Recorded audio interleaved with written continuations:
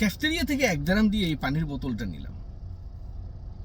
বোতলটা হাতে নেওয়ার পরে আমার মনে হলো 2 দিন আগে একটা ভালো রেস্টুরেন্টে খেতে গেলাম, ওখানে এই পানির বোতলটা 3 দিরহাম রাখলো।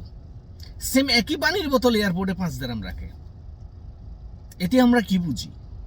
পানি একই, একই কোম্পানি, একই পানির বোতল, একই প্যাকে, সব কিছু সেম, শুধু স্থান পরিবর্তনের সাথে সাথে দাম পরিবর্তন হয়ে গেছে।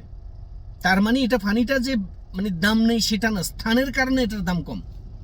এয়ারপোর্টে গেলে এটার দাম কয়েক গুণ, 5 স্টার হোটেলে গেলে কয়েক গুণ, সাধারণ দোকানে গেলে 1 দিরহাম। মানুষের জীবনও এই ধরন। এই উদাহরণটা মানুষের জীবনেও কাজে লাগে।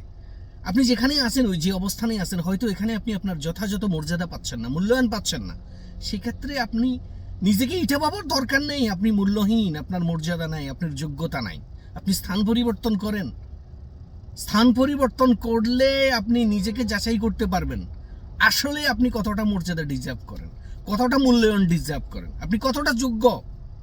এটা করার জন্য আপনাকে স্থান পরিবর্তন করা লাগবে। দারুণ উদাহরণ এটা আমাদের জীবনের জন্য।